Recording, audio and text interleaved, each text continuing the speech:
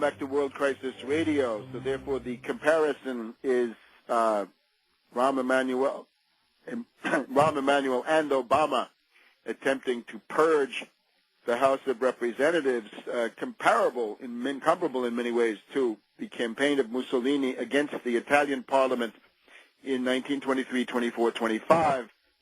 He attempted to stack the deck with this fake election law, similar to what's going on today, the attempt to pass health care with a self-activating rule that deems that the House passed the bill and then reconciles that. Well, similar to these things that Mussolini was doing to the Italian Parliament. The main protester against this was Matteotti, who was then assassinated by people close to the fascist party. This then led to a secession. In other words, the people who were being driven, being attacked in the parliament said, we're going to leave the Italian parliament and set up our own counter-parliament on the Aventine Hill, some distance away. And, of course, this turned out to be a disaster, and that was the end of them, and that led then to the consolidation of the full-fledged totalitarian dictatorship. So what we're seeing is a kind of Aventine succession in place, that people stay in the House of Representatives, but they shut up and they don't do anything. So we'll see how this goes. Now, there's a foreign policy angle to this. Obviously, we had Biden in the Middle East this week, meeting with Netanyahu, and then being affronted by an announcement of 1,600 new settlement homes in Jerusalem this time, but it does, from the international point of view, fulfill the definition of the occupied territories, because that's what that is until the final status talks. So this was a complete affront to Biden, who then had to come out and say, I condemn what this government has just done. Right? Netanyahu claiming that he didn't know the right-wing or extreme right-wing minister in charge of the housing did it.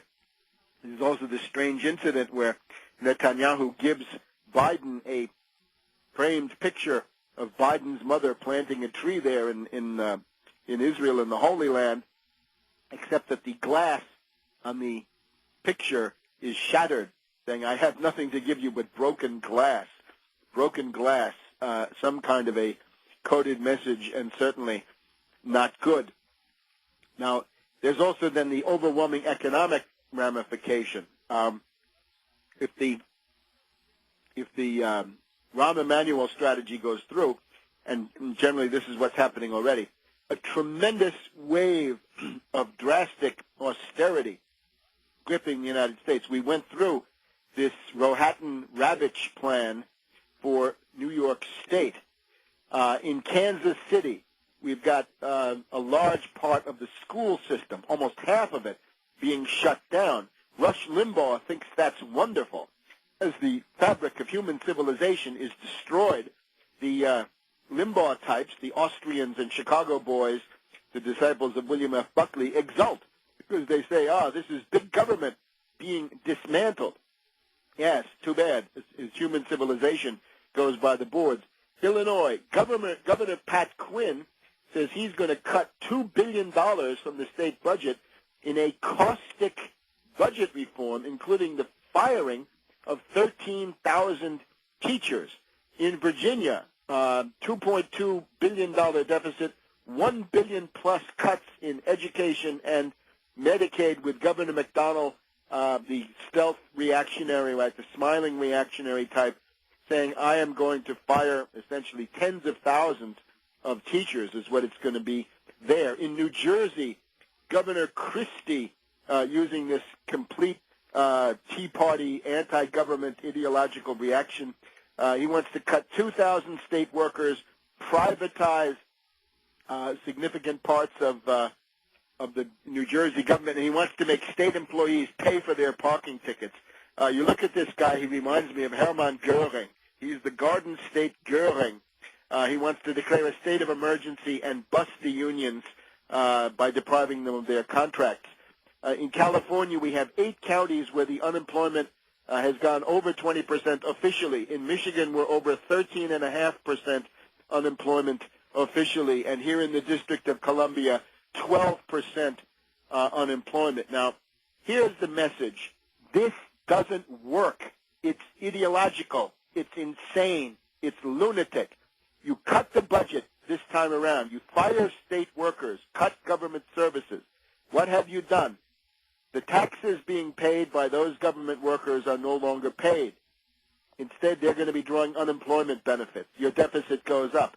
The local restaurants, dry cleaners, services, all the rest, patronized by those state workers, will then feel the pinch. Tax revenues go down, and the next year your deficit is bigger. In a depression, budget cuts lead to bigger deficits.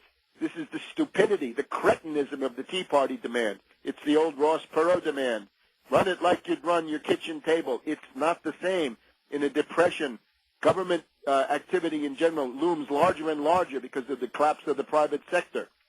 And that means if you simply remove the government part, thinking that you're going to balance the budget, it's a never-ending spiral into the abyss because every cut you make comes back to haunt you with lower levels of economic activity, lower tax revenues, and a multiplier effect from that through the economy. Larry Kudlow, the cocaine-preferring commentator there over at CNBC, obviously he wants to shift the burden of the depression to public sector employees. He says we've got to have a nationwide, immediate 10% wage cut for all public sector employees. That's what's being done in Greece, where they are under hedge fund attack. This is CNBC. And again, the general idea is an attempt to direct the hatred of the masses against public sector workers. Well, that's because they have unions. The answer to the fact that many public sector workers get more than the private sector is, hey, you guys in the private sector, form your own union, have collective bargaining, and you can make a living wage too. It's not to bust the other guy's union. Again, the favorite tactic of the ruling class is to play one part of the population against another while Wall Street laughs all the way to the bank. And let me remind you, the great example of why this stuff does not work and reminds you in a chilling way of what it leads to is the Hermann Brüning government in Germany, B-R-U-N-I-N-G, or B-R-U with two dots over it, B-R-U umlaut N-I-N-G. The Chancellor of Germany, from March of 1930 to the summer of 1932, this was an austerity dictatorship in the midst of the Great Depression. He would write these emergency decree laws, the so-called Notverordnungen. These would be issued under the signature of Field Marshal Paul von Hindenburg. That would be our dear friend General Petraeus in the coming years. But Hindenburg would put them out, and those were austerity decrees in a state of emergency. And what was the main thing? Budget cuts, higher taxes, taxes on wages, on income, on sales, turnover, taxes on sugar, on beer, on tobacco, the attack on public sector workers. Public workers were hit hard. State social spending was cut, and in particular, the unemployment insurance fund was targeted by Brüning, and this led to massive increases in unemployment and a growing deficit. And what did it do? It destroyed the institutions of the Republic of Germany at that time, the Weimar Republic. The democratic representative institutions, such as they were completely destroyed by this process of austerity. And that is what these cretins from McDonnell in Virginia, to Christie in New Jersey, to the Kansas City School Board, to Governor Pat Quinn, to Ravitch, if he ever gets power in New York State, God help us. They do not understand that this destroys the basis of democratic representative institutions. So austerity doesn't work. Deflation doesn't work.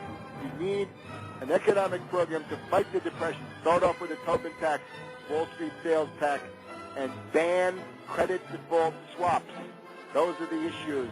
And check my 5-point comprehensive emergency program to stop the depression at tarpley.net. Look at tarpley.net repeatedly during the week, and we'll be back next week.